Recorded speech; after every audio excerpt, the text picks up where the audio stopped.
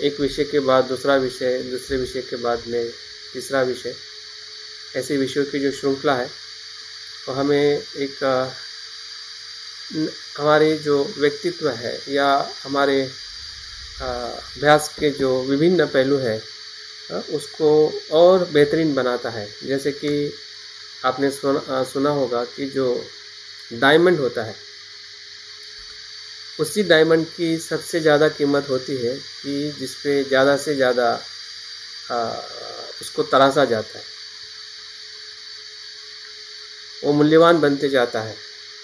तो वैसा ही हमारा मनुष्य का जीवन है कि जब हम कह सकते हैं कि बहुत ही गरीब थे या कह सकते हैं कि पिछड़े हुए थे, जब बाबा साहब ने सबसे पहले हमें तराशा और तराशते हुए हमें शिक्षा के माध्यम से या एक मानवता का जो मूल्य है, अधिकार है और धर्म है, इन सभी बातों को देते देते हमें एक मनुष्य जीवन देने का पूरा प्रयास किया है।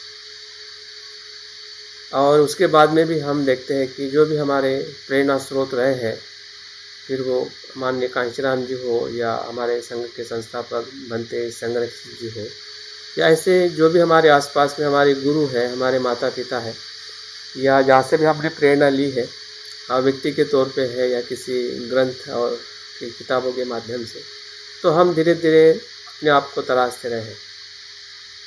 लेकिन फिर भी अगर हमारा मूल्य नहीं बढ़ रहा है, मूल्य का मतलब है कि कह सकते हैं कि हमारी जो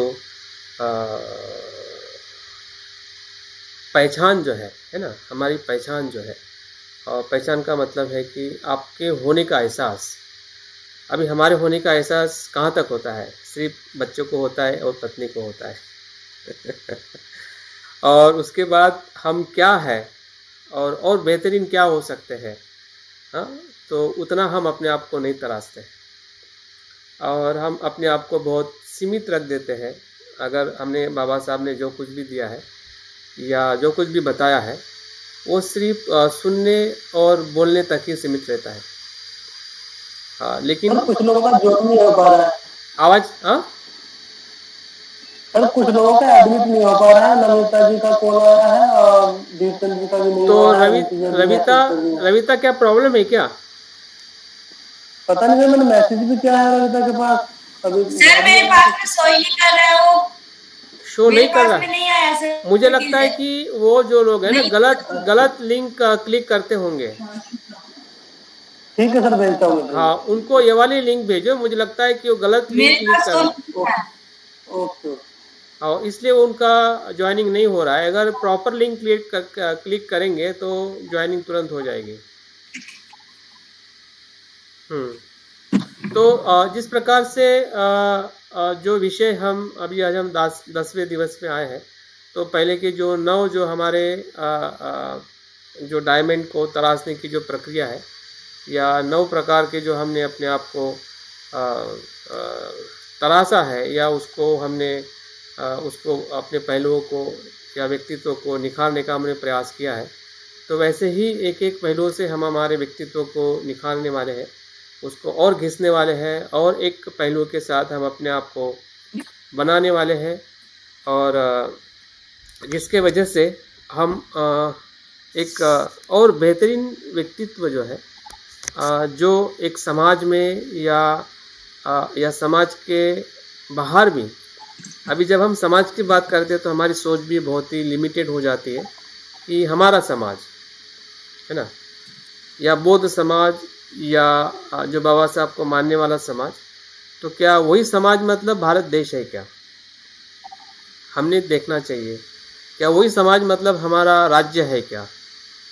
या वही समाज मतलब जहाँ पे हम विस्तार में रहते मतलब वो है क्या?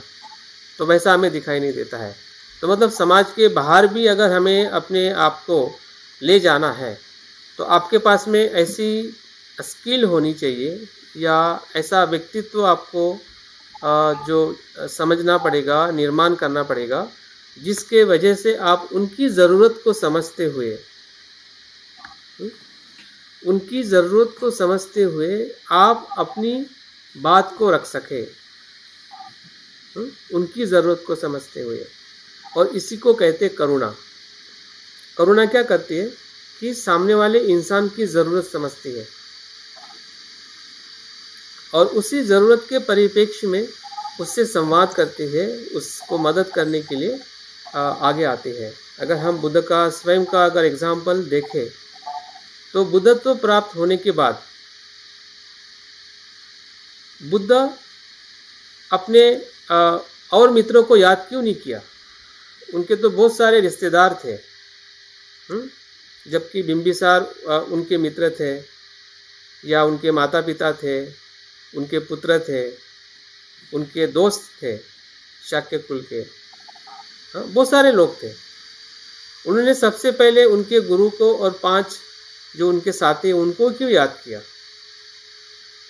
क्योंकि बुद्ध जानते थे कि मेरी बात की ज़रूरत किसको है। मेरा जो अनुभव है या मेरी जो सत्यता का जो दर्शन है वो किसकी ज़रूरत है और कौन उस ज़रूरत को जल्दी से जल्दी समझ पाएगा, जिसके वजह से वो अपनी बात रखते हुए और सारे उनके माध्यम से लोगों को धम्म दे सके या उनको मार्ग बता सके। और उसी प्रकार से हमें उनका जो संवाद करने का सबसे बड़ा बुद्ध का जो तरीका है वही मानवीय जीवन का माइंडफुलनेस संवाद है। क्योंकि हम जिस संवाद की बात कर रहे हैं तो उनकी जो शुरुआत अगर हमें पूरे मानव जाति में दिखाई देती है, जिस विषय को हम अभ्यास करने वाले हैं, माइंडफुल संवाद की हम बात नहीं कर रहे, माइंडफुल संवाद की बात कर रहे हैं। इसका मतलब सत्यतापूर्ण सजग संवाद या स्मृतिपूर्ण संवाद, या हम और बुद्ध की भाषा में देखें तो सम्यक वाणी का संवाद। सम्यक वाणी का संवाद, सम्यक वाचा का संवाद, उस अर्थ से हम आज इस विषय को देखने वाले हैं। लेकिन वो देखने के पहले जो उसका सामान्य अर्थघटन है, क्योंकि हम सामान्य इंसान हैं, हमारे पास में सामान्य ज्ञान है संवाद को लेके, तो उन पहलुओं को हम थोड़ा संक्षिप्त में देखेंगे ताकि उसका अर्थ क्या है, उसका प्रकार क्या है या उसकी प्रक्रिया क्या होती है, जो हमें शिक्षा के माध्यम से या जो उसके बताने वाले जो वैज्ञानिक है या जो उसके फिलोसोफर है जिन्होंने इसमें ज़्यादा अध्ययन किया है आज के परिप्रेक्ष्य में, तो वो क्या बताते हैं कि संवाद क्या होता है, किस प्रकार से घटित होता है, क्या क्या पहलू होते हैं, कितने प्रकार का और किस प्रकार से संवाद होता है।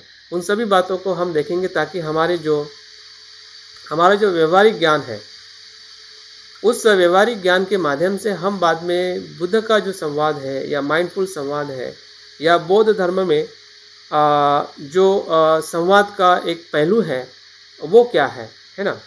तो हमें एक समग्र दर्शन हमें पता चलेगा कि किस प्रकार से मनुष्य जीवन में, अगर हम बुद्ध के समय की बात करें या बुद्ध के पहले भी अगर हम मनुष्य समाज की बात करें या पूरे विश्व के अंदर जहाँ पे भी हमें सभ्यता है, संस्कृति है, धर्म है या जो भी विकास होते हुए दिखाई देता है, तो उसके पीछे सबसे महत्वपूर्ण अगर कुछ इम्पोर्टेंट फैक्टर है वो है संवाद।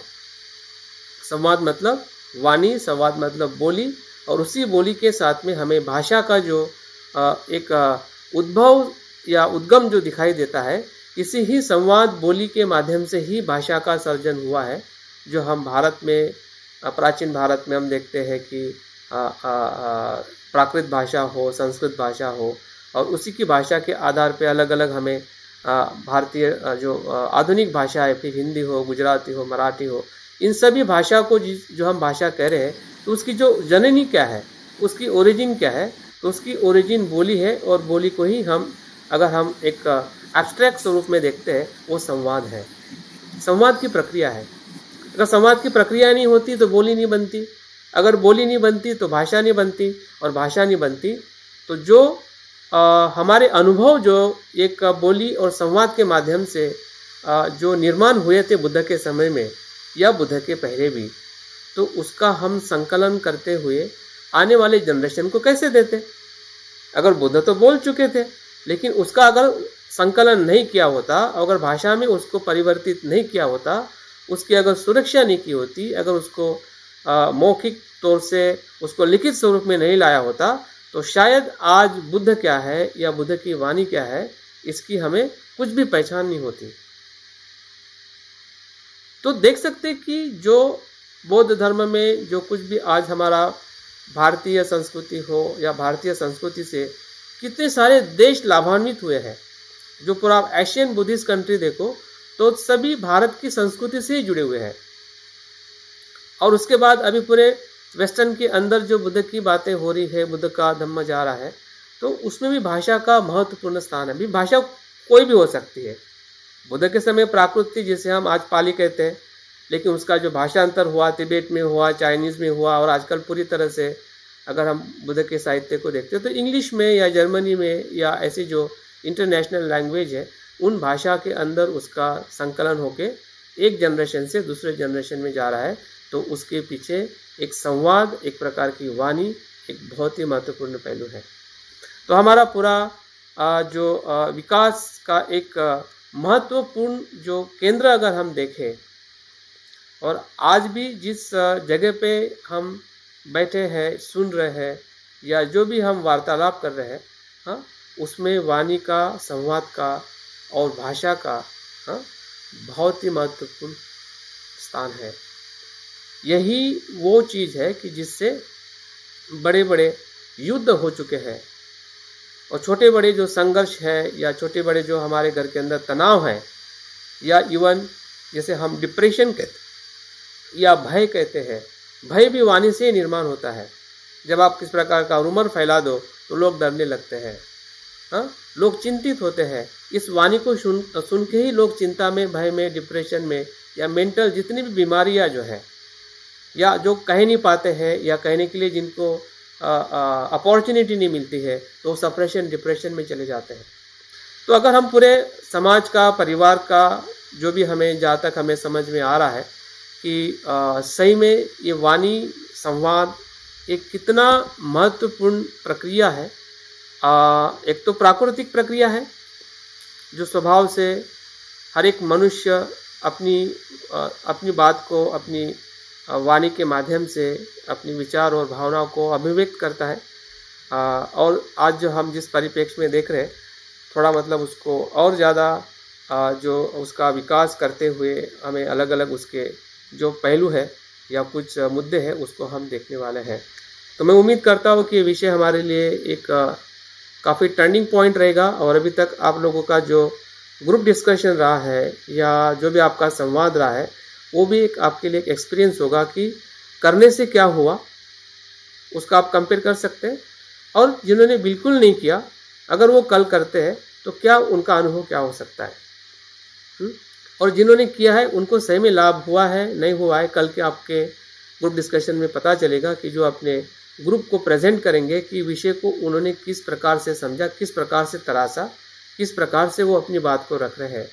और जो ग्रुप में कुछ भी नहीं कर पाए या नहीं किया, तो उनको क्या फील होगा, उनको क्या लगेगा, या वो क्या अपनी बात को उस प्रकार से आगे बढ़ाना चाहते हैं या नहीं बढ़ाना चाहते।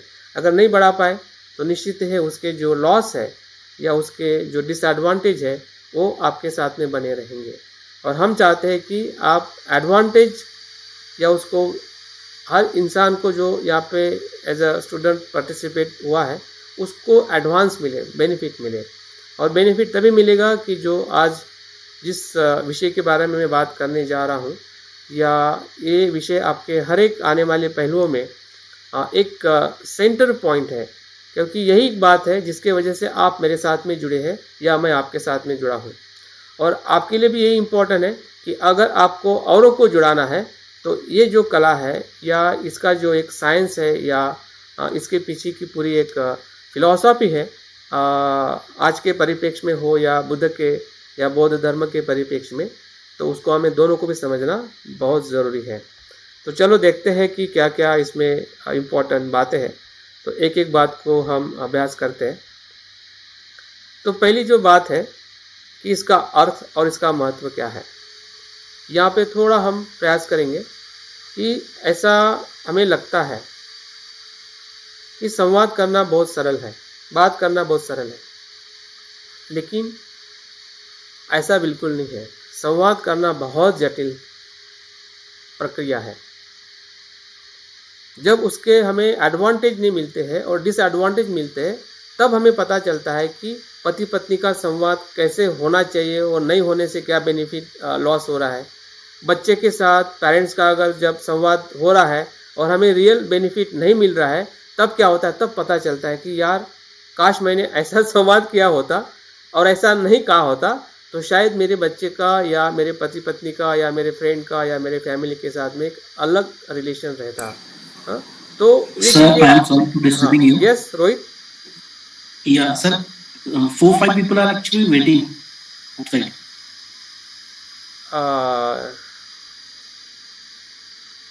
सर ऐसा करते हैं कि देविता से बोलते हैं वो दोबारा से मतलब लॉग इन करे। ठीक है, देख मैं बात करता हूँ, एक मिनट एक मिनट में बात करता हूँ। उसको कुछ परेशानी है ऐसा लग रहा है मुझे।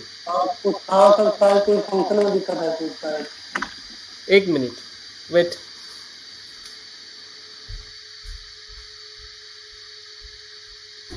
क्या हो रहा है?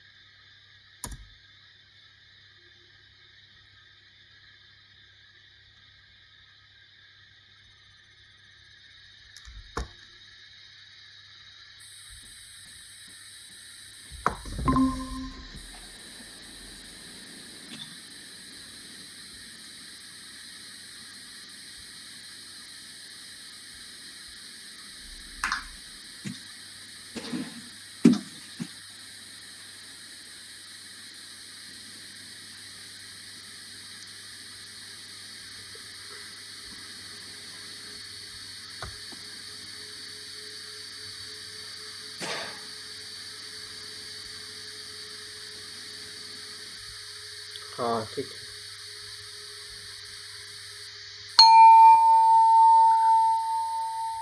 तो ये भी एक प्रकार का संवाद का माध्यम है जो कभी कभी हमें परेशान करता है या हम परेशान हो जाते हैं। तो इसमें भी हमें माइंडफुल और पेशेंस का सराव करना बहुत ज़रूरी है। नहीं तो हमारा मन, हमारी भावनाएं काफ़ी नकारात्मक हो सकती है अपने लिए और अन्य लोगों के लिए। तो हमें सजग रहना है कि जो भी माध्यम है उसमें दिक्कतें या समस्याएं आ सकती है। तो जिस प्रकार से हम विषय को आगे समझना चाहते हैं कि संवाद का अर्थ और महत्व क्या है, थोड़ी कुछ बातें मैंने बताई है, लेकिन फिर भी ये जो संवाद, ये जिसे कम्युनिकेशन कहते हैं, ये जो शब्द जो है लैटिन भाषा से आया हुआ है और उसका जो कम्युनिकेशन का जो अनुवाद जो किया गया है वो है संवाद। जो उसका हम इंग्लिश में कम्युनिकेशन कहते हैं और हिंदी में उसको हम संवाद कहते हैं। और उसका अर्थ जो है दो की बातचीत होना, दो व्यक्ति के बीच में बातचीत होना। ये बहुत ही सामान्य स्वरूप है जिसे हम संवाद कहते हैं। और उसमें 3 या 4 लोग रहते हैं तो सामूहिक संवाद कह सकते हैं, या उसी में अगर बहुत सारे लोग रहते हैं तो उसको हम सेमिनार, कॉन्फ्रेंस कहते हैं। या वही संवाद अगर किसी शिक्षा में होता है, वैज्ञानिक लेबोरेटरी में होता है या घर में होता है तो उसको हम एक सामाजिक है, एक वैज्ञानिक है। तो इस प्रकार से जो जिस परिप्रेक्ष्य में 2 से ज़्यादा, 2 व्यक्ति का होना तो ज़रूरी है, लेकिन 2 से ज़्यादा जहाँ पे भी बातें होती है, संवाद होता है या आदान प्रदान होता है विचारों का, भावनाओं का, तो उस अर्थ में उसको हम संवाद, कम्युनिकेशन या हिंदी में और एक शब्द है संप्रेषण करके उसको कहा जाता है। तो वो शब्द थोड़ा काफ़ी कठिन है समझने सुनने में, लेकिन संवाद ये शब्द जो है ये वार्ता कह सकते हैं या कम्युनिकेशन कह सकते हैं। शब्द हमारे लिए बहुत ही सामान्य है जो 2 व्यक्ति से या अधिक लोगों के बीच में लिखित या बोले गए वार्तालाप या विनिमय है। ये एक प्रकार का वार्तालाप है। वो लिखित स्वरूप में हो सकता है या बोलने के स्वरूप में हो सकता है। और वो जो वार्तालाप जो है दोनों के बीच में एक प्रकार से लेन देन होती है विचारों की, विषयों की, या जो भी हम अपनी बात को रखना चाहते हैं। तो दोनों का मिनिमम होना, उसी में ही संवाद स्थापित होता है। जिसमें अगर बुद्ध के उसी उदाहरण को हम देखते हैं तो बुद्ध का जो संवाद जो था वो 5 व्यक्ति के साथ में था, जो पहला बुद्ध का संवाद है या हम प्रथम बुद्ध का उपदेश कहते हैं। तो बुद्ध का उपदेश जो था एक संवाद था जो 5 व्यक्ति के साथ में वो सत्य को बताना चाहते थे। और उनका जो संवाद करने का जो तरीका जब हम बाद में देखेंगे कि कैसा उनका तरीका माइंडफुल था, जिस विषय को हम समझना चाहेंगे। लेकिन उसके पहले एक सामान्य तौर पे हम देखते हैं कि संवाद जो है एक मनुष्य जो प्राणी जो है वो सामाजिक प्राणी है और उसको बात करना या आदान प्रदान करना एक सामान्य उसका जीवन का महत्वपूर्ण घटक है। जो सामाजिक प्राणी मनुष्य तभी बनता है कि जब आप उस व्यक्ति से बातचीत करते हैं। अगर आपके घर में किसी बच्चे का जन्म होता है या हमारा भी जन्म हुआ था, तब अगर माता पिता अगर हमसे संवाद नहीं करते तो शायद हमारा जो विकास है एक सामाजिक प्राणी के तौर पे नहीं होता। तो हमारा एक सामाजिक प्राणी के तौर पे जो विकास हुआ है, हम अपने आप को एक सामाजिक व्यक्ति कहते हैं, क्योंकि संवाद के माध्यम से वो चीज़ें हमें समझाई गई, बताई गई और उसी संवाद को हम अपने जीवन के पहलुओं को हम तराशते गए, अपने पहलुओं को निखारते गए और उसी के माध्यम से हम देख पाते हैं कि संवाद ये कितना महत्वपूर्ण पहलू है कि जो हमारे जीवन में दिखाई देता है, हमारे जन्म से लेके आखिरी सांस तक।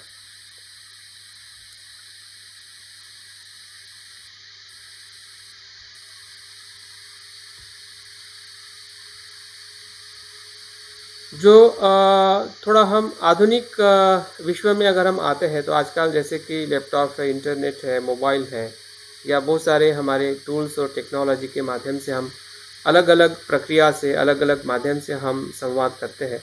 लेकिन मुख्य तौर पे जो संवाद का जो सबसे महत्वपूर्ण जो इसका विकास जब हुआ था, जब दूसरा महायुद्ध हुआ था, उसके बाद में संवाद का बहुत इम्पोर्टेंट बढ़ा। अगर इसकी तुलना अगर बुद्ध के समय जब रोहिणी नदी के लिए पानी के लिए जो कोलीय और शाक्य के बीच में जो युद्ध होने वाला था और जो दूसरा महायुद्ध हुआ और उसके बाद में जो एक संवाद का जो महत्व बढ़ते गया पूरे विश्व लेवल पे, दो देशों के बीच में कि युद्ध क्यों नहीं करना चाहिए या कोई भी अगर समस्या है तो उसको किस प्रकार से संवाद से उसको समाधान किया जाए। और बुद्ध ने जब वो सिद्धार्थ थे तभी उसका हमें एक मार्ग दिया है कि कितनी भी बड़ी समस्या हो, समस्या वो छोटी थी लेकिन उसका स्वरूप युद्ध में परिवर्तित हो गया था। हाँ, तो सिद्धार्थ बताते कि भाई इस पानी के लिए अगर खून बहाना ये कितनी मूर्खता होगी, क्यों ना आपके तरफ से 4 जो व्यक्ति की एक कमेटी बनाई जाए और उनके तरफ से 4 व्यक्ति की कमेटी बनाई जाए और दोनों कमेटी के बीच में या सभा के बीच में एक संवाद हो कि ये पानी कौन कब कैसे इस्तेमाल करेगा, हाँ, ताकि दोनों को भी उसकी उपयोगिता मिले और दोनों को लाभ मिले। और उस कमेटी के वजह से वो युद्ध रुका गया। और अभी जो तीसरा युद्ध जो रुक रहा है वो इसी के वजह से रुक रहा है। तीसरा महायुद्ध नहीं होने का जो भी समय दिखता है, नहीं होता है और नहीं होगा, तो उसका कारण एकमात्र है कि लोगों के बीच में जो भी डिसीजन ले रहे हैं, पॉलिसीज़ कर रहे हैं या युद्ध के जगह पे जो ऑप्शन आया है वो संवाद है। और अगर हम देखते कि संवाद की जो प्रक्रिया भारत में या पूरे विश्व में शुरुआत में एक बहुत ही लिमिटेड लोगों के बीच में थी, जो दार्शनिक रहते थे, जो लेखक रहते थे या जो वक्ता रहते थे या दार्शनिक होते थे, हाँ, उनके बीच में ही संवाद की सबसे ज़्यादा हमें उसका विकास होते हुए दिखाई देता है। अगर हम प्राचीन इवन भारत की भी बात करें या पूरे विश्व में जो भी दार्शनिक होके गए हैं, तो वो संवाद को काफ़ी इस्तेमाल करते थे। अपनी बात को संवाद के माध्यम से, चर्चा के माध्यम से वो लोगों को बताते थे और लोगों को समझाते थे कि जीवन क्या है या किस प्रकार से हमने अपने जीवन का सही इस्तेमाल करना चाहिए। हाँ, अगर उसी संवाद का जो धीरे धीरे जो विस्तार हुआ है, आज पूरे शिक्षा क्षेत्र में पूरी शिक्षा जो है संवाद के आधारित है। जो भी मेथड्स आप देखोगे शिक्षा में कि लेक्चर हो या ग्रुप डिस्कशन हो, प्रेजेंटेशन हो, असाइनमेंट्स हो, या जो भी अलग अलग पहलुओं से स्टूडेंट को तराशा जाता है कि भाई आप क्या सीख रहे हो और आप वो सीखने से आप क्या प्राप्त करना चाहते हैं। शिक्षा तो सभी लेना चाहते हैं, लेकिन आपको लाभ तभी मिलेगा कि जब आप उस संवाद की प्रक्रिया से गुजरोगे, और वो भी विभिन्न प्रक्रिया। सिर्फ लेक्चर सुनने से कोई स्टूडेंट अच्छा नहीं होता है।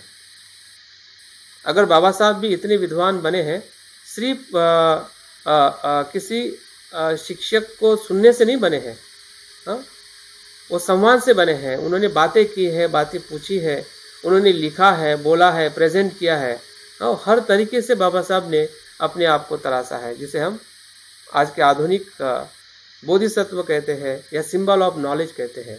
तो उनकी जो प्रक्रिया जो है हमारे लिए सबसे ऐसा कह सकते हैं कि वो हमारे लिए मूल प्रेरणा है, प्रेरणा स्रोत है।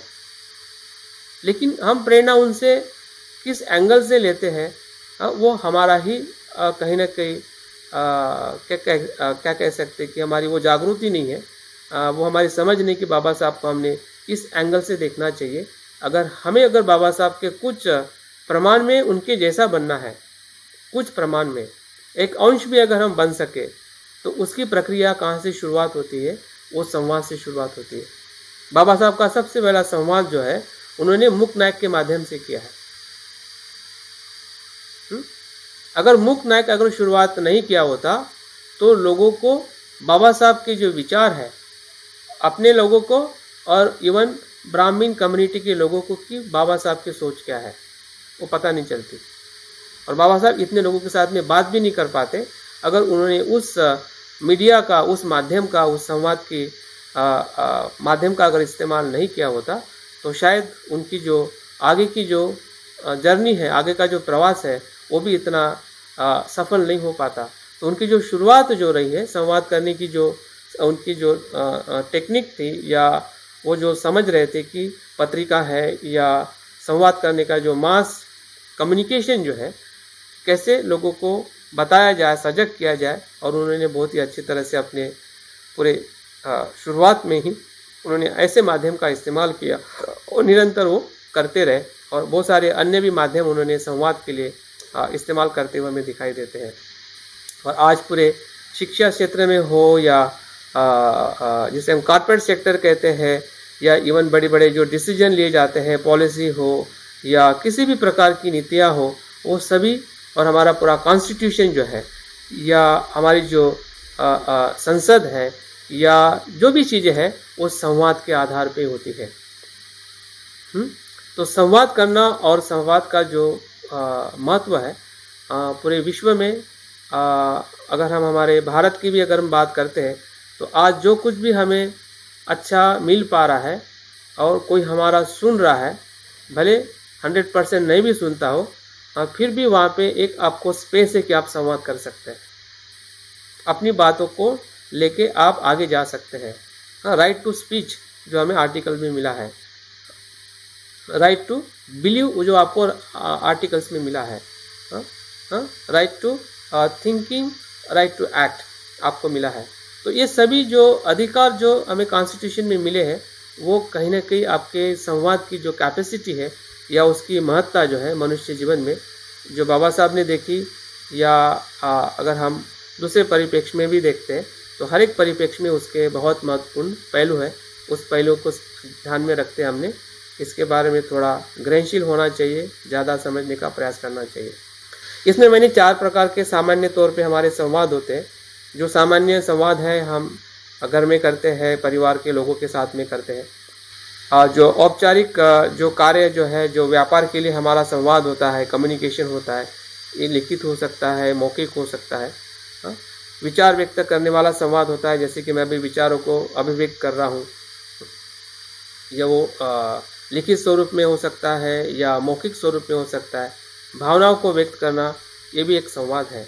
तो एक प्रकार से 4 प्रकार से हम अपने रोज के जीवन में अगर हम देख पाते हैं तो हमें 4 प्रकार के संवाद का हम रोज़ कहीं ना कहीं अलग अलग लोगों से, अलग अलग प्रकार से, जिस प्रकार से आपका ग्रुप हो, जिस प्रकार से आपका जो लोगों के बीच में जो सहवास हो, तो उसी प्रकार से हम 4 प्रकार के संवाद को या संपर्क को हम अपने जीवन में देख सकते हैं कि हम किस प्रकार से उसमें अभिव्यक्त होते हैं या हमारे जीवन में उसका आचरण होता है। अभी हम थोड़ा और गहरे स्तर पे जाते हैं कि हमने देखा कि उसका अर्थ क्या है, महत्व क्या है, कितने प्रकार से हम संवाद करते हैं। अब ये थोड़े उसके हम एलिमेंट्स को देखते हैं। तो कि बुद्ध भी या एक हमारी भी सोच धीरे धीरे गहराई की तरफ देखने का हमारा रुख बनते जाना चाहिए। अगर हमें ये पता है तो हमने और जानना चाहिए कि इसके भीतर भी क्या होता है, उसके भीतर भी क्या होता है, उसके भीतर भी क्या होता है। ये भीतर भीतर भीतर जिसे विश्लेषण कहते हैं, ये बौद्ध धर्म की सबसे बड़ी विशेषता है। और इसी के वजह से विश्लेषण करते करते जब उन्होंने आत्मा का भी विश्लेषण किया तो उसको अनात्मा दिखने लगा, नित्य भाव का भी विश्लेषण किया तो उनको अनित्य दिखने लगा। अगर उन्होंने विश्लेषण नहीं किया होता, अगर विश्लेषण के प्रक्रिया से वो नहीं गुजरते होते, तो कुछ हद तक तो आत्मभाव हमें अच्छा ही लगता है और दिखने भी लगता है कि ये नित्य नहीं है लेकिन ये नित्य है। लेकिन जब उसको हम फिर से उसको तोड़ के देखते हैं तो हमें रियलिटी जो है, सत्यता जो है बाहर आती है। वैसे ही संपर्क में हमें ऊपरी तौर पे जो हमें पता चला है, लेकिन जब उसके हम पहलू देखते हैं तो उसके अंदर 3 बातें एक महत्वपूर्ण घटक के रूप में अस्तित्व में होती है, जो हमारे किसी भी प्रकार के संपर्क में हो, भले पे वो सामान्य संपर्क हो या हमारा बिजनेस का संपर्क हो या विचारों को आदान प्रदान करने का संवाद हो या भावनाओं को हमारे एक्सप्रेस करने का संवाद हो, सभी पहलुओं में, सभी प्रकारों में 3 बातें बहुत ही इसेंशियल होती है और उसको हमें खोजना चाहिए कि कहाँ पे ये बातें मेरे संवाद में या मेरे संपर्क में होती है। पहला जो घटक है वो संवादक, जिसे हम कम्युनिकेटर कहते हैं, या जो मैसेज सेंड कर रहा है उसको सेंडर कहते हैं। ये संवादक के तौर पे अगर मैं एग्जांपल यहाँ पे बताऊँ तो मैं संवादक हूँ, मैं बात कर रहा हूँ, ठीक है, और आप सुन रहे हैं, जिसे हम ग्रहणकर्ता करते, जिसे रिसीवर कहते हैं, ठीक है। ये दो बातें तो इसेंशियल है किसी भी संवाद में, कि बोलने वाला और सुनने वाला, और बोलने वाले को हम कह सकते हैं संवादक, कम्युनिकेटर और सेंडर। जो विषय का, जिसके पास में ज्ञान होना चाहिए, जो भी वो बात करना चाहता है उस विषय का उसके पास में ज्ञान होना चाहिए, वो उसकी क्वालिटी है, वो उसका तत्व है, जिसे हम संवादक कहते हैं या कम्युनिकेटर कहते हैं। ग्रहण करते का मतलब जो रिसीवर, जो संवादक के प्रति जो विश्वास रख के या उसके प्रति जो एक सम्मान भाव से जब सूचना को ग्रहण करता है या उस सूचना को बहुत ही ध्यान से पढ़ता है और समझता है। देखिए, अगर तीन बातों में से अगर कोई भी एक बात अगर अपूर्ण है, अधूरी है, तो संवाद घटित नहीं होता है। संवाद घटित नहीं होता है, वो अधूरा संवाद घटित होता है, जिसे हम अधूरा कहते हैं। वो पूर्ण संवाद घटित नहीं होता है जब तक कहने वाला उसके पास में ज्ञान ना हो, किसी भी विषय के बारे में वो बताना चाहता है, जिसे हम फैक्ट कह सकते हैं, नॉलेज कह सकते हैं या डेटा कह सकते हैं, जो भी उसके पास में हो, वो विषय का ज्ञान उसके पास में होना है। दूसरा है जो ग्रहणकर्ता जो है, उसको उस संवादक के प्रति विश्वास भी होना चाहिए। अगर विश्वास नहीं होगा तो वहाँ पे कम्युनिकेशन फुलफिल नहीं होगा, वो संवाद पूरा नहीं होगा, अधूरा होगा, क्योंकि उसको उस पर विश्वास नहीं है या उसके प्रति उसको सम्मान नहीं है। अगर विश्वास है, सम्मान है, तो आगे की बात आती है कि उस सूचना को वो ध्यान से पढ़ता है। अगर मैं कुछ सूचना लिखी है ग्रुप के अंदर, अगर आपको मेरे बात पे विश्वास है तो आप उसको बहुत ही ध्यान से पढ़ोगे, और सिर्फ ध्यान से पढ़ोगे नहीं, आप समझोगे भी कि इसके पीछे मुझे क्या करना है। वो कार्यान्वित भी होना ज़रूरी है। अगर आप सुन लोगे, समझ लोगे, लेकिन उसको अगर आप अप्लीकेबल नहीं करोगे तो संवाद वहाँ पे पूरा होने वाला नहीं है।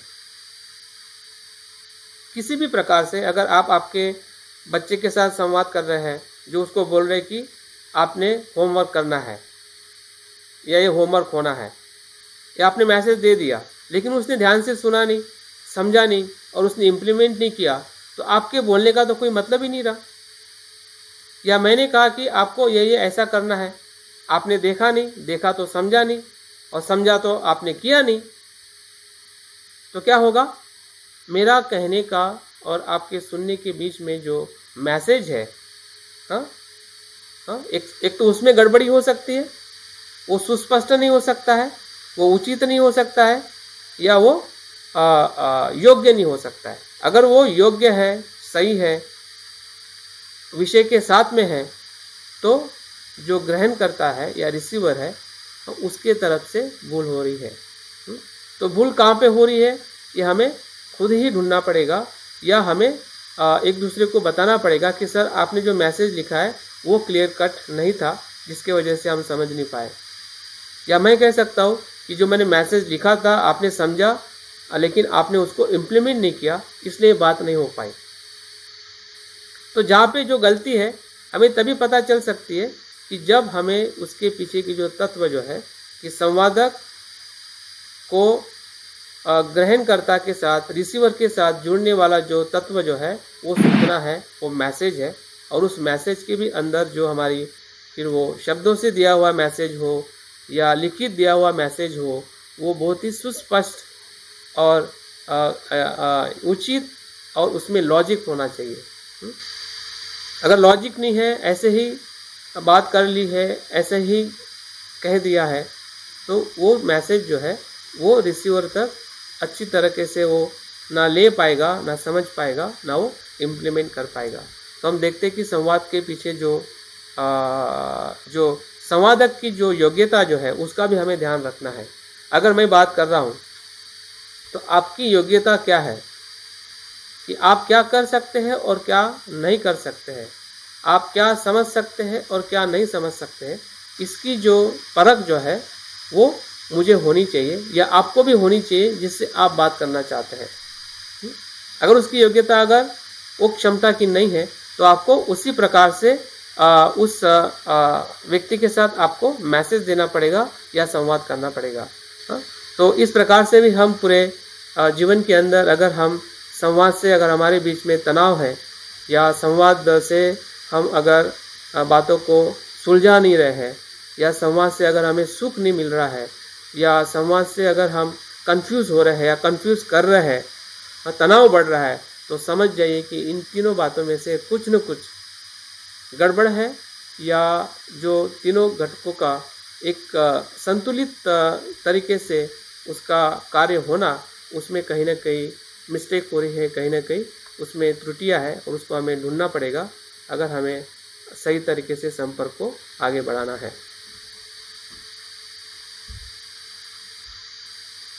अभी हम आते थोड़ा उसके और अगले प्रक्रिया में कि उसकी प्रक्रिया क्या होती है और फीडबैक क्या होता है। ये दो बातें बहुत महत्वपूर्ण है।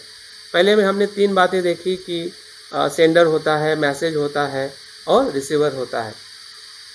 अभी इसमें हमने उसकी जो भीतर की जो एक टेक्निकल जो प्रक्रिया घटित होती है, जैसे कि अगर हम एग्जाम्पल के तौर पे देखते हैं कि हमारा ब्लड सर्कुलेशन होता है, हमें पता है कि ब्लड फ्लो होता है, सभी को पता है, और ये भी पता है कि ब्लड जो फ्लो होता है वो शुद्ध होके फ्लो होता है और उसका जो अशुद्ध जो ब्लड जो है वो लंग्स में आके वो शुद्ध होता है क्षण प्रति क्षण, और वो हार्ट में जाके, हार्ट से फिर वो धमनियों में जाके पूरे शरीर में उसका फ्लो होता है।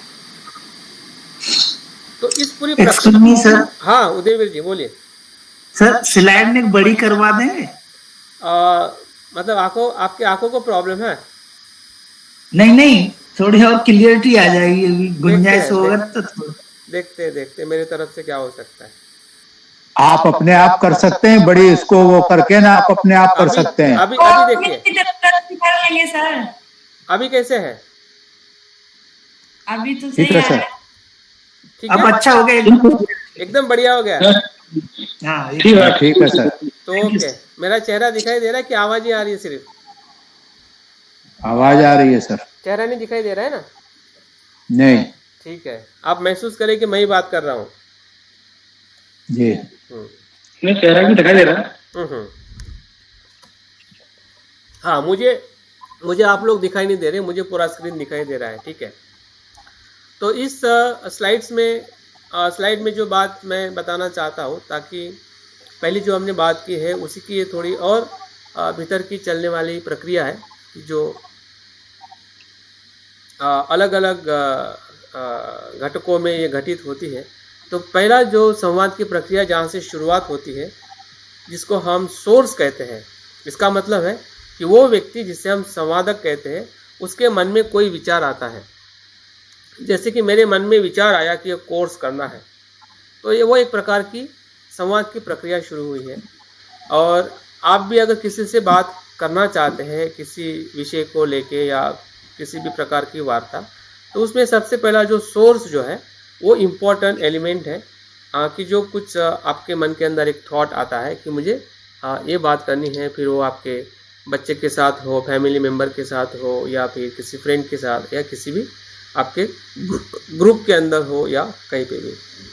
तो ये पहला इसकी पहली प्रक्रिया है। उसके बाद में दूसरी प्रक्रिया में वो परिवर्तित होती है। जो आप पहली प्रक्रिया से शुरुआत करते हैं उसको इन कोडिंग कहते हैं, है ना। तो इन कोडिंग का मतलब ये है कि इस प्रक्रिया में आपने जो विचार और भावनाओं को जो व्यक्त करना चाहते हैं उसको आप किसी कोड में या किसी प्रतीक में या हाव भाव में या इशारों में परिवर्तित किया जाता है। जो आपका थॉट्स आपके मन में था जो आपको बताना है, जैसे कि मैं यहाँ पे अगर ई कोडिंग का अगर एग्जांपल दूँ तो मैंने स्लाइड्स बनाए, है ना, पीपीटी बनाई। एक प्रकार से एक प्रतीकात्मक मैं चीज़ें या किसी कोड के फॉर्म में आपको मैं बताना चाहता हूँ कि मेरा मैसेज क्या है। तो एक प्रकार का इन कोडिंग हुआ, जैसा आपकी प्रक्रिया आगे बढ़ती है। तीसरी जो बात है मैसेज, उसमें किसी न किसी प्रकार की सूचना होती है। हाँ, जो इनकोडिंग जो की है, हाँ, उसके साथ उसकी तैयारी की जाती है और उसे अभिप्राय को अभिव्यक्त करना ये संवादक ग्रहणकर्ता तक पहुंचाना चाहता है। तो मैसेज एक प्रकार का कह सकते हैं कि एक इन्वॉल्व है, जिस इन्वॉल्व के अंदर हम कुछ मैसेज किसी को भेजना चाहते हैं। जैसे कि मैंने इस पीपीटी के अंदर अलग अलग मैसेजेस दिए हैं कि जो मैं आपको कम्युनिकेट करना चाहता हूँ। हाँ, तो मैसेज भी एक इम्पोर्टेंट आपका संवाद की प्रक्रिया का सबसे इम्पोर्टेंट पहलू है, जो हमने पहले भी 3 घटकों में देखा था। तो वो वही घटक है जहाँ पे इस मैसेज के साथ में हम अपनी संवाद की प्रक्रिया को देख सकते हैं। चौथी जो बात है जो हमारे संवाद की प्रक्रिया में आती है वो है चैनल, जिसको हम माध्यम कहते हैं। हाँ, वो माध्यम आपका जो सूचना को आप स्थानांतरित कर रहे हैं। जैसे कि अगर मेरा अभी का माध्यम जो है ये ऑनलाइन है, या फॉर्मल और इनफॉर्मल वे से हम अपनी बात को स्थानांतरित कर सकते हैं या भेज सकते हैं। सिर्फ मैसेज होगा, अगर आपके पास में माध्यम नहीं होगा तो मैसेज आपके वो लिफाफे में ही बंद रहेगा, वो मैसेज वहाँ तक पहुँचेगा नहीं। तो मैसेज को पहुँचने के लिए कुछ न कुछ आपके पास में मीडिया भी होना चाहिए।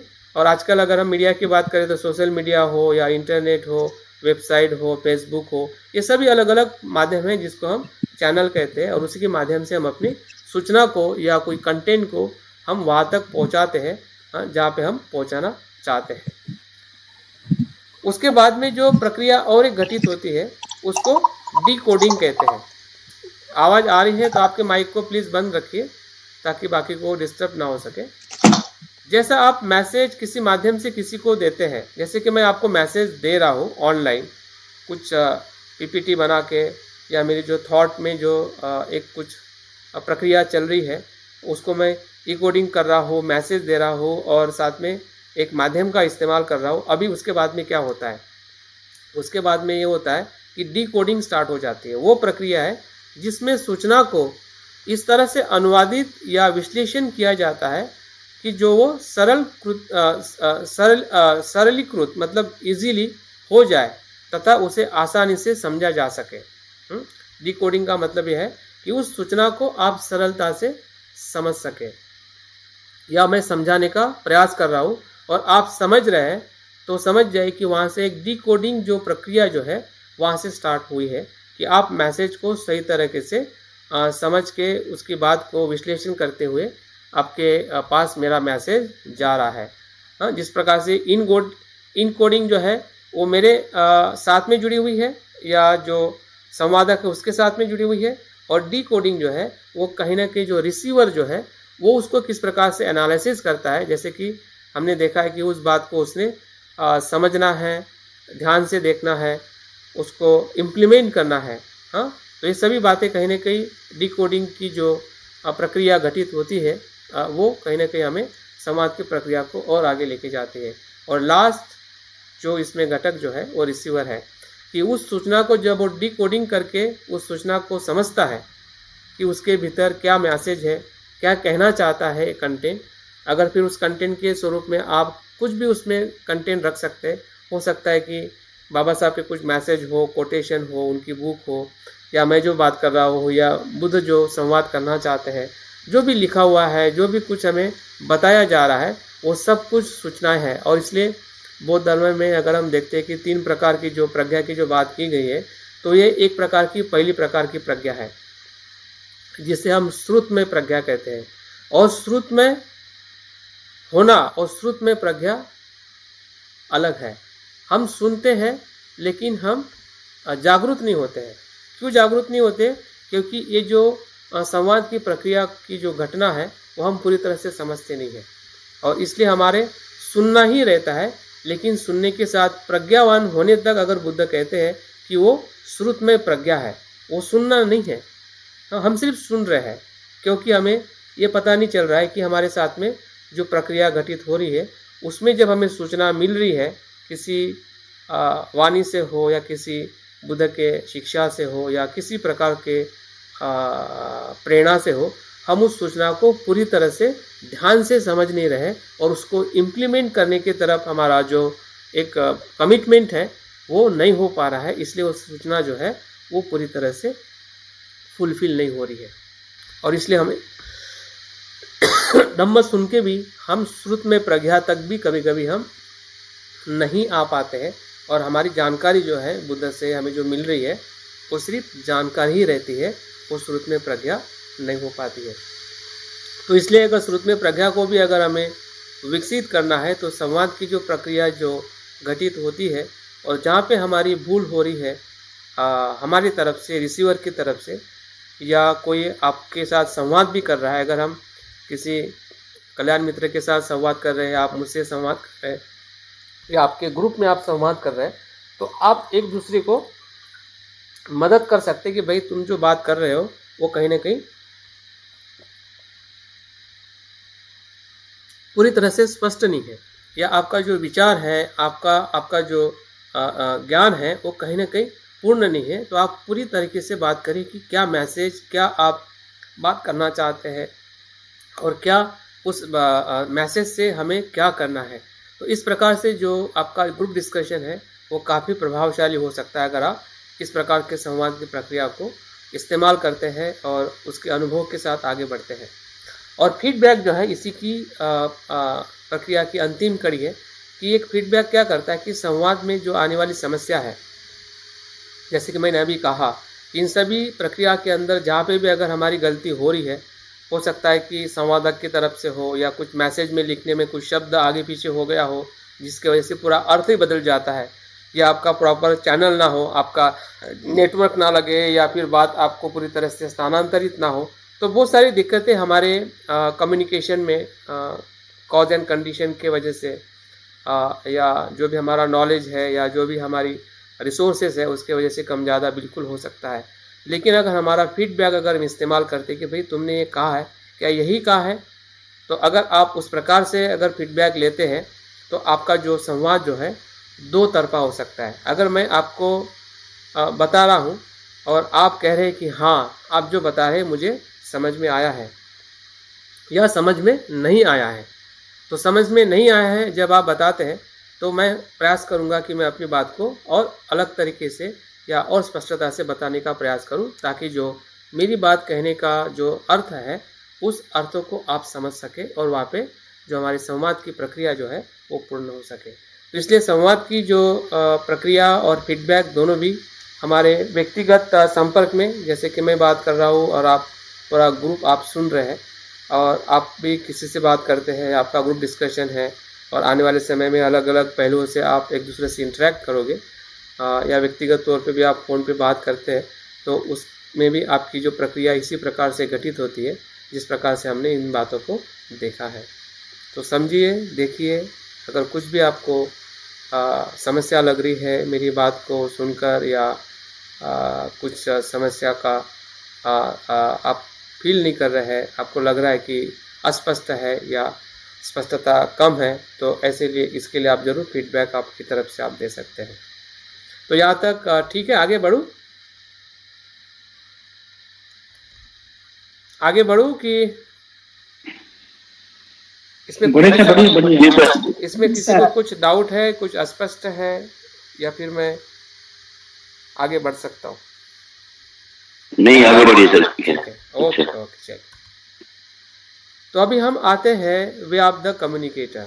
संवाद के क्या तरीके हो सकते हैं और कैसे होते हैं। बहुत ही सिंपल ये मुद्दा है कि हमारे जो संवाद के तरीके दो प्रकार से होते हैं, एक शाब्दिक होता है और एक अशाब्दिक होता है। तो शाब्दिक संवाद में 3 प्रकार से हमारा संवाद होता है एज अ कम्युनिकेटर। जो भी हम कम्युनिकेट करते हैं किसी के भी साथ में, एक तो मौखिक हो सकता है। अगर हम इसी के बुद्ध के एग्जाम्पल के साथ देखते हैं तो बुद्ध का संवाद जो था मौखिक था, और उस मौखिक संवाद से ही जो पूरा बुद्ध का जो संघ है ऐसा कह सकते कि 500 वर्ष तक या 400 वर्ष तक वो मौखिक स्वरूप में ही बुद्ध की शिक्षा को एक जनरेशन से दूसरे जनरेशन तक हस्तांतरित करता रहा। तो हम देखते कि मौखिक संवाद का जो बेनिफिट या वो कर पा रहे थे, क्योंकि उनका जो मन जो था, जो उन्होंने बुद्ध की शिक्षा को संग्रहित किया था या स्मरण किया था और इतने वर्षों तक वो उसको संभाल के रखा, तो वो एक ही कारण था कि उनका मन पूरी तरह से शुद्ध था और वो संपूर्ण जागरूक थे। इसलिए उनके लिए वो चीज़ याद करना, स्मरण करना और उन बातों को उसी प्रकार से दूसरों को देना, उसमें बहुत कम गलतियां हमें दिखाई देती है।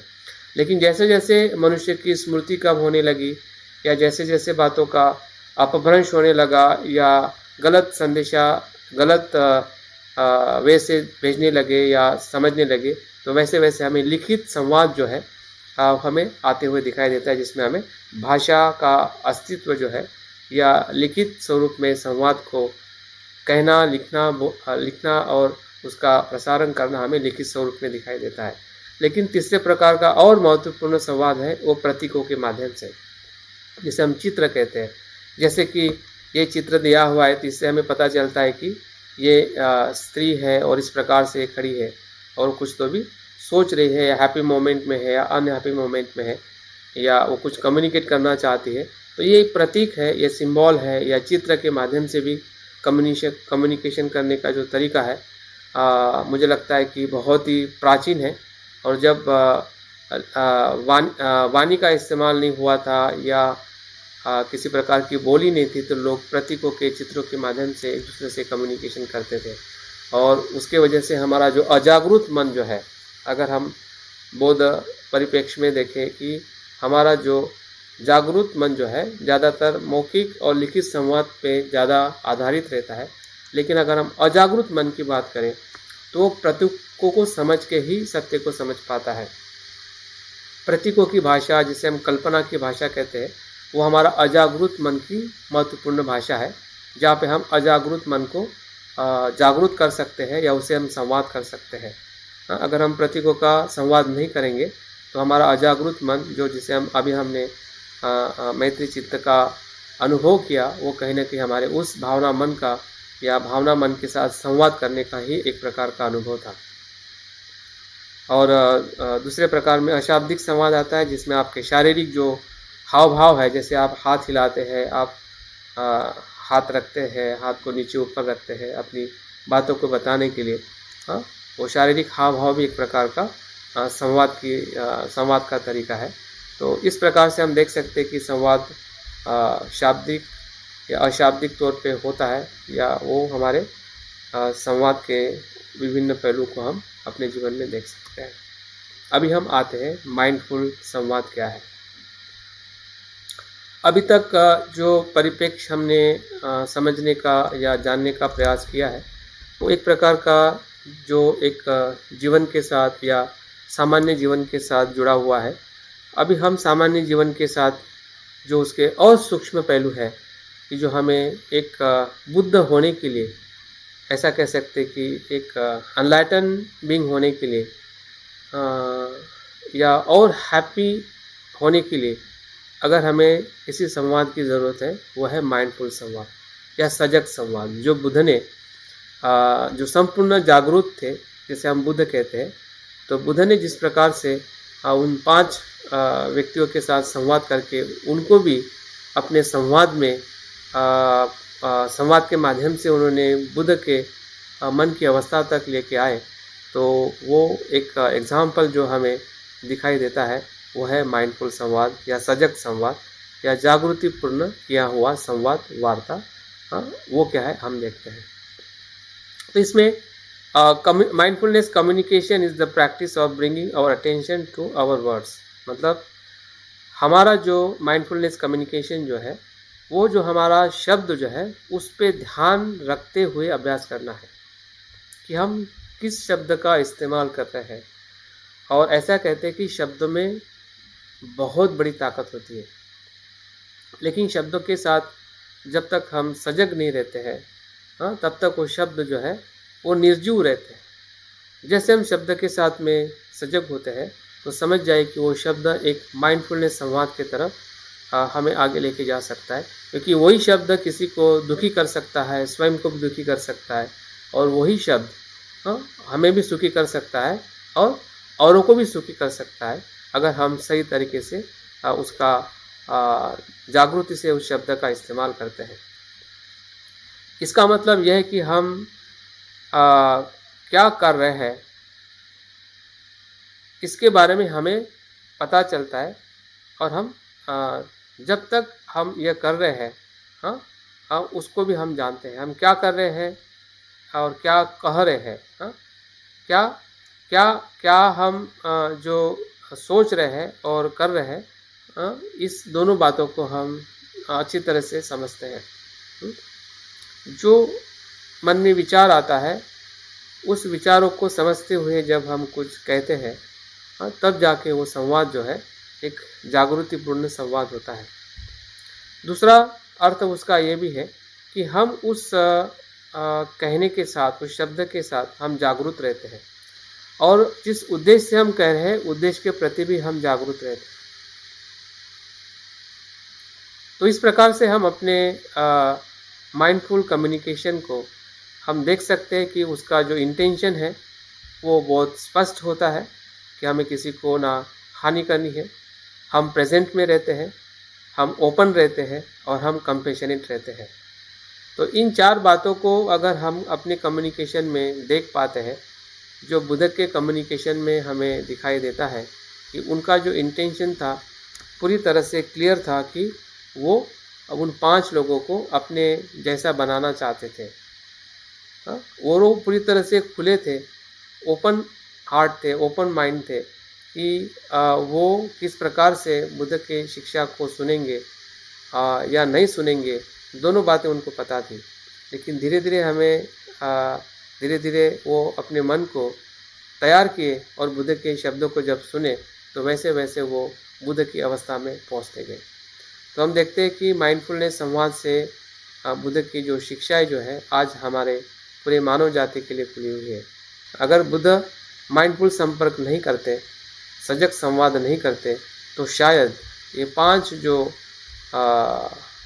सन्यासी थे वो शायद बुद्ध नहीं बन पाते, और उसके बाद की जो प्रक्रिया जो है जो हमें आगे बढ़ते हुए दिखाई देती है वो शायद नहीं हो पाती। तो माइंडफुलनेस संवाद का बहुत ही महत्व है, विशेषता बौद्ध जीवन में या सर्वसामान्य जीवन में भी। अगर हम देखते हैं कि जो आधुनिक परिप्रेक्ष्य में जो अलग अलग प्रकार की संवाद की जो पद्धतियाँ जो हमें बताई जा रही है उसमें बुद्ध की शिक्षा का पूरा निचोड़ है। इसलिए हमने अपनी शिक्षाओं को और अच्छी तरह से उसका इस्तेमाल करते हुए, उसका अनुभव करते हुए उसको हमने समझने का प्रयास करना चाहिए। तो माइंडफुल संवाद में 4 प्रकार के पहलुओं को हम देख सकते हैं कि जो 4 बातें होनी चाहिए या 4 पहलुओं से हम माइंडफुलनेस संवाद को देखते हैं। कि पहला जो है लिसनिंग टू योरसेल्फ, मतलब आपने अपने आप को सुनना। दूसरों को सुनाने के पहले या दूसरों को बताने के पहले जो भी थॉट्स है, जो भी आप बात कम्युनिकेट करना चाहते हैं, पहले आप अपने आप सुननी चाहिए कि वो बात मैं कैसे उसको समझ पा रहा हूँ और वो बात क्या है। दूसरी बात यह है कि जो भी आप बात कर रहे हैं उस बात में कुछ साइलेंस भी होना चाहिए, हड़बड़ी नहीं होनी चाहिए या डिस्ट्रैक्शन नहीं होना चाहिए, जिसे हम साइलेंस कहते हैं ना। तो साइलेंस आपकी जो बताने की या संवाद करने की जो आपकी पद्धति है उसमें एक मौन जिसे हम कह सकते हैं, बीच बीच में हमें बातों को रखते हुए एक साइलेंस क्रिएट हो अपने संभाषण में या उनको बताने के लिए, ताकि हम एक उसको भी स्पेस मिल सके कि वो क्या सुन रहा है और बताने वाले को भी एक स्पेस मिल सके कि वो क्या बताना चाहता है। कभी कभी क्या होता है कि एक सेंटेंस के ऊपर ही दूसरे सेंटेंस हम बोलते रहते हैं और उससे क्या होता है कि ना बोलने वाला वो सही तरीके से बोल पाता है जो बात कहना चाहता है, और जो सामने वाला जो इंसान भी है वो भी पूरी तरह से उसको एब्जॉर्ब नहीं कर पाता है, क्योंकि वहाँ पे जो साइलेंस का जो एलिमेंट है वो कहीं ना कहीं नहीं होता है। और ऐसा विशेषता जब हम एक बड़े होकर बात करते हैं कि मैं हूँ, मेरी बात सुननी चाहिए या मेरी बात को ऐसा ही देखना चाहिए, इस प्रेशर से जब हम कुछ बात करते हैं तो निश्चित है कि फिर हमारा जो संवाद जो है एक दूसरे मोड पे चला जाता है और हमारा उसका जो बेनिफिट है जो जिससे हम बात करना चाहते हैं ना उसको मिलता है ना हमें मिल पाता है। इसलिए उसमें साइलेंस का एक मौन का एक एलिमेंट है या उसका हमने उपयोग करना चाहिए। तीसरी जो बात है बहुत ही इम्पोर्टेंट है माइंडफुलनेस संवाद के लिए, वो है दूसरों को सुनना। अगर आपके पास या हमारे पास कोई भी बात करता है तो उसकी बात को पूरी तरह से सुनना चाहिए। जब हम इसी के ऊपर एक प्रयोग करेंगे कि किस प्रकार से हमें सुनने का संवाद करना चाहिए, कि जो संपर्क सराव में विशेषता संघ में हमें सिखाया जाता है, तो उसकी प्रैक्टिस हम ज़रूर करेंगे जब उसका प्रैक्टिकल सेशन आएगा आप लोगों के मेडिटेशन के साथ, कि संवाद का जो प्रैक्टिकल पहलू है कि कैसे हमने सुनना चाहिए, कैसे हमने बोलना चाहिए, कैसे अपनी बात को रखना चाहिए। तो इन सभी बातों को वो प्रैक्टिकल सेशन हमें काफ़ी मददरूप हो सकता है। तो तीसरी जो बात इसमें बताई गई है कि दूसरे को सुनना, जो बात वो करना चाहता है, ताकि हम उसके बात पे अपनी जो अनुभूति है, अपनी राय है या अपनी जो कुछ उसके लिए जो उपयोगी मार्ग है या कुछ सूचनाएं हैं उसको हम दे सकते हैं। अगर हम सुनेंगे नहीं तो उसको हम सही गाइड नहीं कर पाएंगे, क्योंकि हम आधा अधूरा सुन रहे हैं या पहले से हमने प्रेजुडाइज बना दिया अपने मन को कि ये तो ऐसी बात करता है, ये ऐसा ही है, वैसा ही है। तो इस प्रकार से अगर हम सुनेंगे तो हम संवाद माइंडफुल नहीं हो पाएगा। और चौथी और महत्वपूर्ण बात है कि आपकी बात में बहुत ही सम्यता होनी चाहिए, क्लियरिटी होनी चाहिए और धीरे धीरे बोलना चाहिए। बात को आपकी जो भी बात आप रखना चाहते हैं हड़बड़ी ना हो, सुस्पष्ट हो, और जो भी बात आप करना चाहते हैं उस बात का जो एक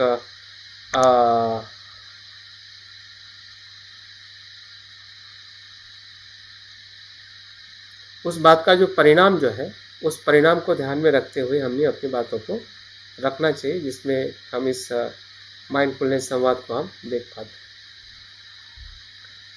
इसमें मैंने 4 गुणों की बात की है कि हमारे माइंडफुल संवाद में 4 बातें, जैसे कि मैंने पहले बताई, उसी के साथ जुड़ी हुई है कि हमारा इंट्यूशन होना चाहिए, जैसे कि हमारी सोच में परिपक्वता होनी चाहिए। मौन का हमने उसमें इस्तेमाल करना चाहिए। हमारी सहानुभूति होनी चाहिए, जिससे हम बात कर रहे हैं, जिसके बारे में हम बात कर रहे हैं। हमारा भावनाओं पे नियंत्रण होना चाहिए कि भले हमें द्वेष आ रहा हो या भय आ रहा हो, कुछ भी हमें अगर दुख भी हो रहा है, फिर भी हमारी भावनाओं को हमने नियंत्रित करके अपनी बात को किसी के भी साथ हमने करनी चाहिए। और चौथी और 5वीं जो महत्वपूर्ण बात है कि बात करते समय हमें ज़्यादा आक्रामक नहीं बनना है। भले हमारी बात सच हो या कोई उसे स्वीकार नहीं कर रहा है, फिर भी हमने बात को अपनी सौम्यता से, सहानुभूति से हमने रखनी चाहिए। आक्रामक होना ये माइंडफुलनेस का स्वभाव नहीं है। तो आक्रामक से बचते हुए हमने अपने संवाद को पूरा करना चाहिए। अगर हमारी अनुचित वाणी है तो हमें दुख और समस्या का कारण बन जाते हैं। तो अनुचित वाणी के अंदर अगर हम बुद्ध की जो 4 प्रकार की जो नकारात्मक जो वाणी जो बताई है कि हमें झूठ नहीं बोलना है, या फूट डालने वाली वाणी हमने इस्तेमाल नहीं करनी चाहिए, कठोर वाणी का हमने इस्तेमाल नहीं करना चाहिए, और निरर्थक जो वाणी है उसका इस्तेमाल नहीं करना चाहिए। तो चारों प्रकार की जो वाणी है एक प्रकार की दुख और समस्या का कारण है, जो हमारे रोज़ के जीवन में अगर आप देखिए कि सुबह अगर हमने किसी को झूठ बोला है या कठोर या ऐसी बातें की है, तो नींद में या जब भी हम एक अपनी अवस्था में आते हैं तो हमें बहुत पश्चाताप आता है, दुख होने लगता है, और कहीं ना कहीं वही हमारे भय और चिंता का कारण बन जाता है कि मैंने ऐसा नहीं बोलना चाहिए, ऐसा मैं नहीं कहना चाहिए, और ये बातें कहीं ना कहीं हमें दुख के तरफ लेके जाती है। तो अनुचित वाणी को भी हमने पहचानना चाहिए कि मेरी अयोग्य वाणी है, जिसमें झूठ है या कठोर वाणी है, या किसी के बीच में झगड़ा लगाने वाली वाणी है, या जिसका शब्द का कुछ भी अर्थ नहीं है, निरर्थक हम बात कर रहे हैं, ऐसे वाणी का भी ऐसे वाणी के कारण भी हम दुखी और समस्या में आते हैं। और अंतिमतः जो सम्यक, उसी का जो विधायक जो पहलू है, जो हमें सम्यक वाणी का अभ्यास करना है या हम कर सकते हैं, कि जो हमारे पूरे इस कोर्स का या इस विषय का आधार स्तंभ है, जिसमें हमारी वाणी सत्यतापूर्ण होनी है, ममतापूर्ण होनी है, सुस्पष्ट होनी है, जिसमें अर्थपूर्ण हो और सुसंवादित और संवेदनशील होनी चाहिए। तो ये सम्यक वाणी ही एक प्रकार की हमारी माइंडफुलनेस संपर्क है, माइंडफुलनेस संवाद है, जिस संवाद को हम देख पाते हैं और हमें समझने की कोशिश करनी है कि हमारा जो पूरा जीवन है, जो सामाजिक जीवन हो, व्यक्तिगत जीवन हो, पारिवारिक जीवन हो, वो इसी पे टिका हुआ है।